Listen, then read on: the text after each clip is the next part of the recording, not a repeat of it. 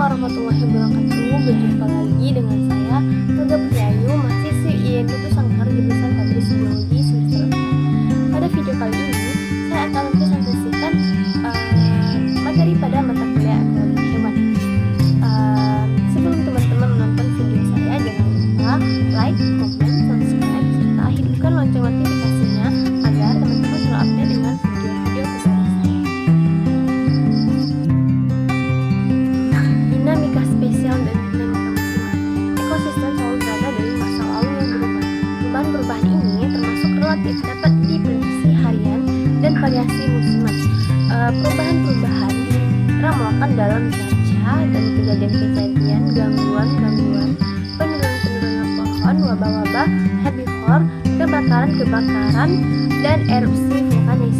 Akibatnya, perilaku ekosistem selalu dipengaruhi oleh lingkungan sekarang dan banyak fluktuasi lingkungan sebelumnya, dan gangguan-gangguan lingkungan global berubah dengan lebih cepat daripada memiliki untuk berjuta-juta tahun, disebabkan oleh populasi manusia yang secara eksponensial meningkat, pertunjukan dan kapasitas teknologi present mengubah lingkungan dan ekosistem bumi.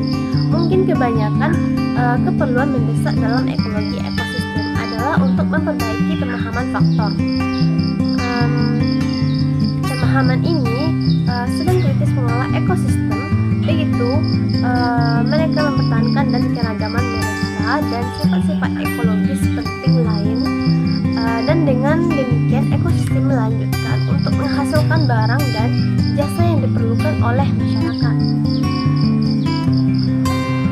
Dasar tenaga gerak temporal ekosistem perubahan internal ekosistem proses masuk dalam 1 tahun jarang representatif. Maksud jangka panjang, banyak proses ekosistem sensitif kepada variasi-variasi internal dalam cuaca dan untuk fluktuasi dalam dinamika internal herbivore seperti wabah-wabah herbivore atau patogens. Sama hal ekosistem, misalnya bisa bertukar dari karbon dalam 1 tahun untuk karbon dalam berikutnya. Suatu perubahan internal dalam dinamika ekosistem mencerminkan proses-proses yang secara potensial diramalkan, seperti variasi siklik. Kejadian-kejadian El Nino adalah konsekuensi goyangan-goyangan skala besar dalam sistem atmosfer samudra global yang berulang setiap 2 hingga 10 tahun. Ini terasosiasi dengan secara relatif dapat diulang keikliman perubahan jangka panjang. Hal ini, proses-proses ekosistem bergantung pada lingkungan sekarang dan kejadian masa lampau. Berikutnya adalah contoh analisis dinamika spesial dan temporal, penggunaan lahan dan implikasinya terhadap sedimentasi di wilayah pesisir.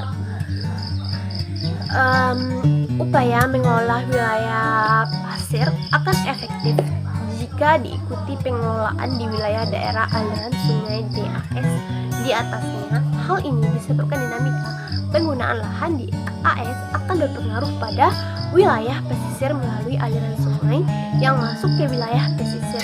Salah satu pencemar yang masuk ke pesisir adalah kadar sedimen yang berasal dari DAS terkait dengan dinamika penggunaan lahan, sehingga kajian keterkaitan penggunaan lahan di wilayah DAS terhadap sedimentasi di wilayah pesisir menjadi penting untuk dilakukan.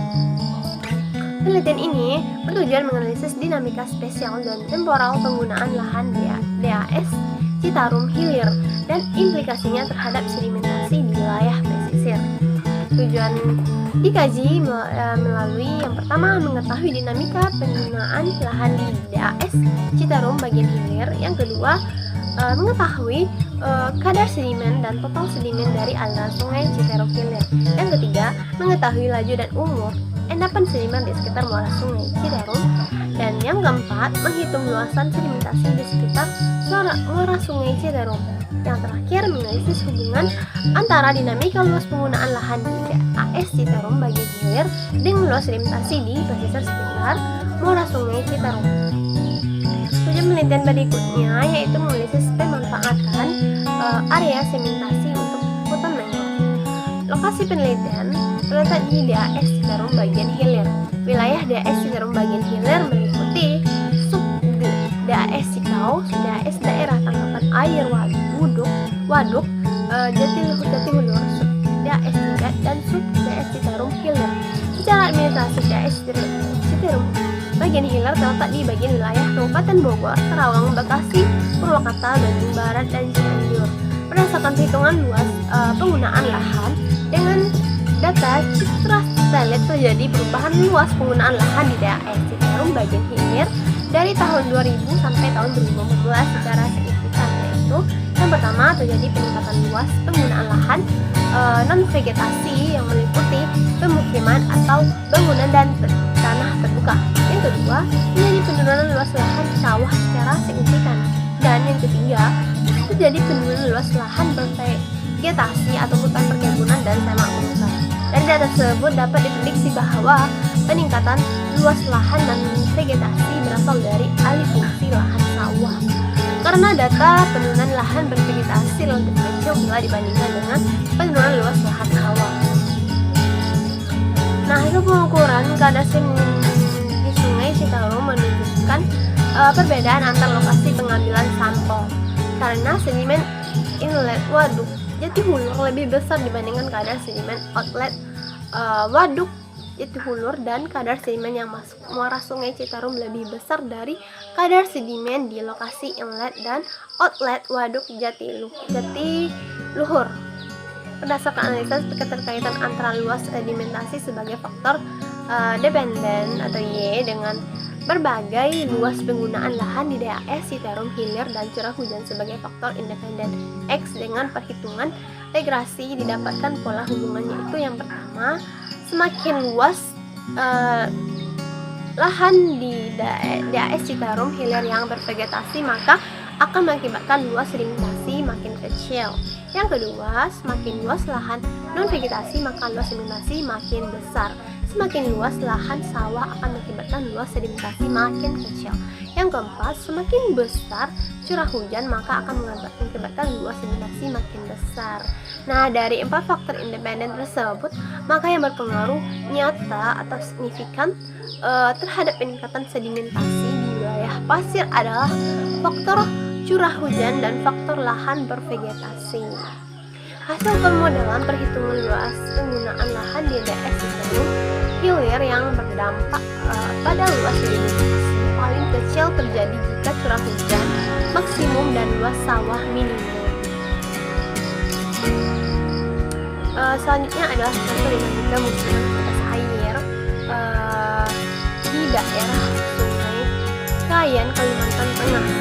Pengaruh musim kemarau dan musim penghujan pada Sungai Kayan dan danau-danau yang ada di sekitarnya sangat besar dengan Sungai Kayan.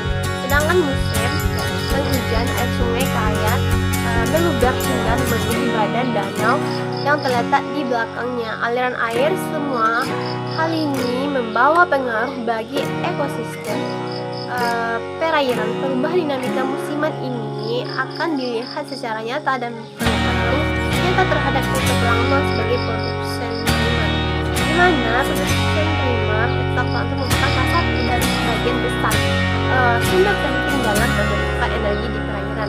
Produktivitas primer yang tinggi mempengaruhi tinggi produktivitas ekosistem dan seperti itu. Umumnya fitoplankton merupakan suatu perairan antara lain ditentukan oleh tingkat kesuburan perairan dengan melihat pelimpahan fitoplankton dan mengukur profil yang menjadi perantara.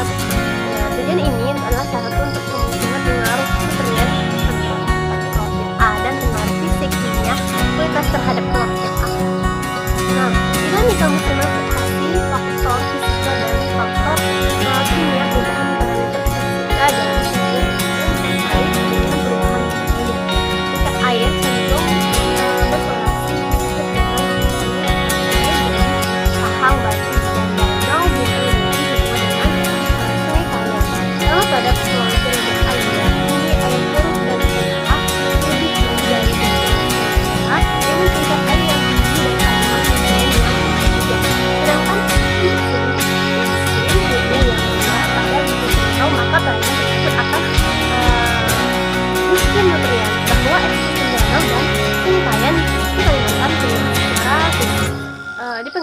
oleh fluktuasi tingkat air dari sungai utama.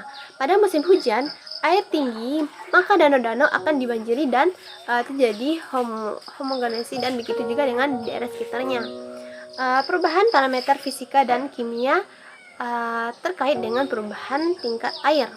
Tingkat air cenderung berkorelasi positif dengan suhu atau WT.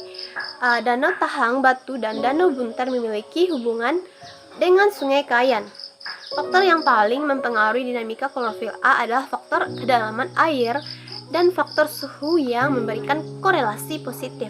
Tetapi bukan hanya faktor suhu saja yang mempengaruhi faktor fisika kimia terhadap klorofil, melainkan faktor total fosfor dan silikat juga yang mempengaruhi tingkat perkembangan klorofil A di perairan, karena A total fosfor merupakan suatu bahan organik yang diperlukan untuk proses dekomposisi dan sintesis antara bentuk organik dan bentuk anorganik.